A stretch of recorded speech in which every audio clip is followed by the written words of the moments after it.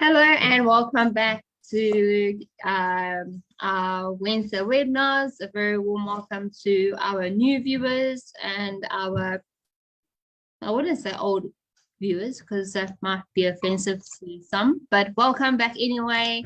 Hope everyone's having a lovely week. I'm Katie from olalschools.com. Today we are going to be speaking about the expectations of our children, of Olal Schools, OptimumSA, any school around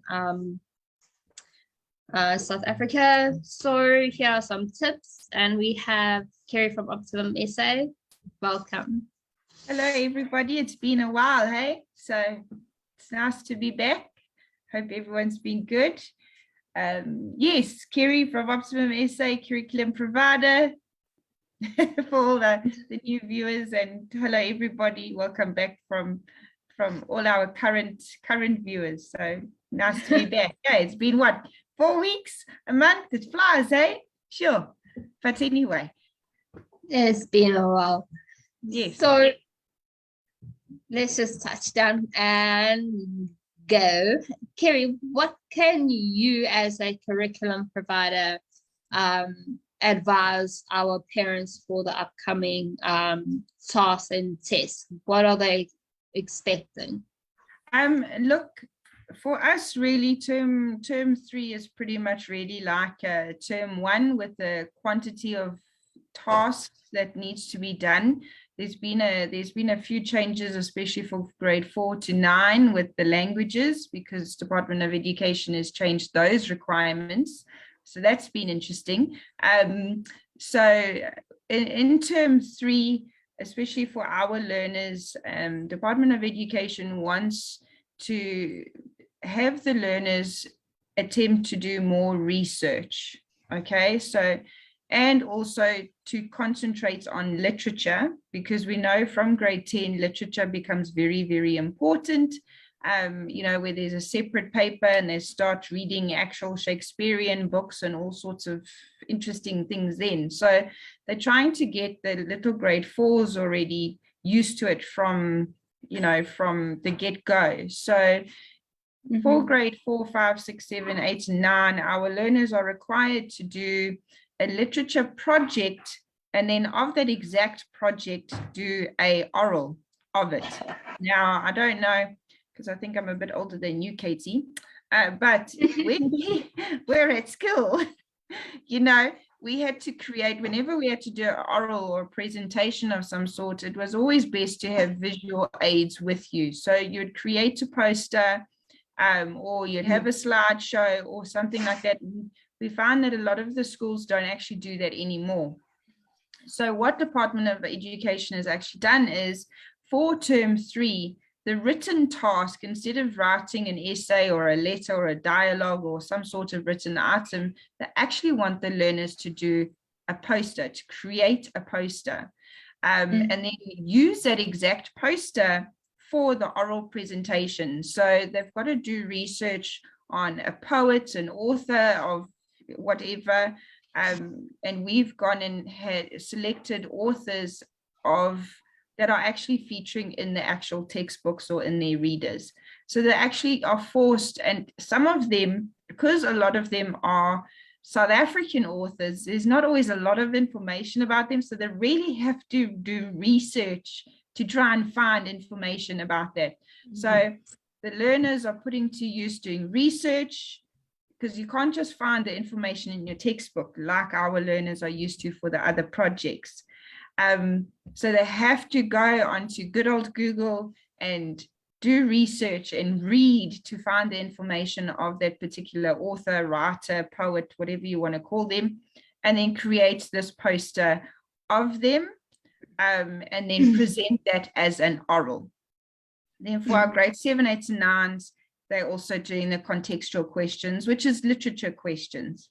So instead of doing a term 1 test, like our learners are used to, they are doing this different approach in term 3. So there's slight changes for term 3. But with regards to the assessments, concentrate at the term ahead Don't start freaking out that term 4 is right there. The exams are coming. All right. Term 3 is a short term. You know, it is only about 9-10 weeks. I know for learners at school, according to the DBE calendar, it's 10 weeks long, whereas our learners, it's also 10 weeks long, but it's a very short term. So like we've been discussing throughout the year, still have your learners cover the work thoroughly. If they cover the work thoroughly, they'll be able to complete the projects that they have to tackle at hand. Don't jump corners because you're stressing about time. You want to start doing revision for term 4. Term 4 will take care of itself when you get there. So don't get ahead of yourselves. All right. And with that, like if you mentioned the slight little change, what is the best way for our parents to help the kids stay on track without getting tied up with confusion? The main thing is don't jump straight into the important part is they need to cover the content first. They need to cover the actual content in their books first. Okay. And then tackle the projects at hand. All right. Don't, oh no, Department of Education is throwing different tasks in now and it's not even part of the book. That must not be the problem. Let the learner cover the actual week's work first. Once they finish the term's content, instead of when they write the term, when they would have usually written a term 1 test term 3 test for the languages, that is when they concentrate on the project. This project is a bonus mark, especially for a learner that achieves poor marks because they're freaking out that it's a test. So that's been taken out. So, you know, that the term 1, term 2, and term 3 tasks for the whole year carries 80% of the year's mark. So pull out all the stops for this project and this oral if you have been, you know, battling with the languages for the whole year thus far. Because remember, in term 2, they didn't have any written tasks to do. They jumped straight into the exams. So a lot of parents, you know, think, oh no, my child's marks have dropped on the report. It's because they didn't have any tasks that can carry their exam mark in the term 2, you see. So make sure, yes, complete all the content, and then at the end of the term, in the last week of the term or the second to last week of the term, that is when they concentrate on those projects and those orals. So students just be proactive and do what you do best, and then also be prepared. Like Kerry has mentioned, there might be 1 or 2 things that are a little bit different in term 3, but nothing that we can't tackle. And then also with first Wednesday webinar. For our moms and dads, if you do feel stuck and you don't understand anything, you can always get hold of Kerry from OptimumSA, or you can contact Olal Schools.com. Yes. We are here to answer questions. And as we always say in our previous webinars, there is no such thing as a silly question. It's silly not to ask questions. And for advice, rather start properly from the beginning than do it the way that you might think is right, and then you have to redo the whole thing again. Yes. So if you do feel a bit stuck, we are always here to help. Kerry, do you have anything else you'd like to share on maybe how to set up set their mindset, their focus, and things like that? Is there anything you'd like to add? The first thing I'd like to mention is to all those mums where your child is refusing, or mums and dads or guardians, whomever the learner is living with, if they are attending regular school and they are refusing to go back to school, I mean, it's still, you know, pretty much the beginning of the term. We're only in the second week. So if you want to pull your child out of that school or curriculum provider that is not us, and you want to register or start something new, we are still accepting applications. So there is not going to lose out on the rest of the year. My child can't finish the grade. There's no such thing. Okay, that's first and foremost for that one. Wanted to get that off our chest. Contact Olal Schools or contact us directly, and we'll guide you in which is the suggested route you should go, and it's up to you to make that decision, which is best for your child at the present moment. Okay.